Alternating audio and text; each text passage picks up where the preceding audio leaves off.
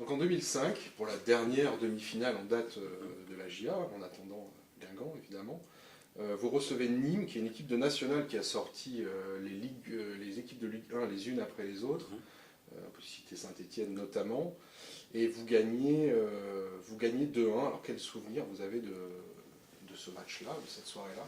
Ben, match compliqué quand même si quand on reçoit une équipe de nationale, on peut penser que ça va être, je dirais pas un match gagné d'avance, mais un match à notre portée, comme on dit souvent. Mais bon, le parcours des Nîmois avant d'arriver à la Baie des Champs a été plus qu'honorable, puisqu'ils ont dû sortir, je crois, 3, 4, même peut-être 5 équipes du première ou deuxième division, donc, alors qu'ils étaient en national. Donc malgré tout, on n'emmenait pas forcément très large, on était confiant parce qu'une demi-finale de coupe à domicile, faut s'imposer, il faut malgré tout prendre les choses en main, mais ça avait été compliqué quand même. Je crois qu'on est même, je sais pas si on n'est pas mené au score. Non, on n'est pas mené au score, mais bon. Enfin voilà, on gagne 2-1, mais match compliqué quand même. Donc soulagé d'avoir gagné.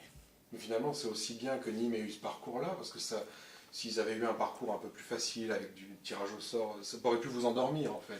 Oui, effectivement, ça peut être le danger, donc on était prévenus. Ça, effectivement, ils pouvaient compter sur Giroud en plus pour nous prévenir, même si ça avait été une équipe qui aurait eu un parcours plus modeste, on aurait été bien mis au courant, hein, parce qu'il ne laissait rien au hasard.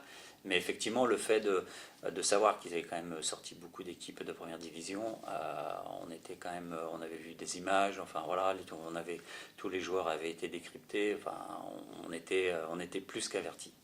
Giroud avait coutume de dire il ne faut jamais perdre contre une équipe d'un niveau inférieur. Voilà, et je crois que de son vécu, ça, à mon avis, ça a quasiment tout le temps été le cas. Je crois qu'il n'a jamais perdu contre une équipe inférieure en coupe. Donc là, c'était encore plus de raisons. En demi-finale à domicile, après Stade de France, je crois qu'il n'y avait pas besoin de nous motiver, la motivation était là toute seule. Donc oui, voilà, je ne peux pas dire que rien ne peut nous arrêter, parce que c'est pas, dans le sport, c'est pas possible, mais effectivement, une grosse envie, une détermination terrible de retourner au Stade de France, puisque effectivement il y avait eu 94, 96, 2003, et puis donc là, oui, on faisait peut-être effectivement office de spécialiste de la Coupe de France, et puis ma foi, ça s'est confirmé encore une fois. Est-ce qu'à l'époque, vous pouviez imaginer qu'il faudra attendre 10 ans pour retrouver la GIA à ce stade de la compétition?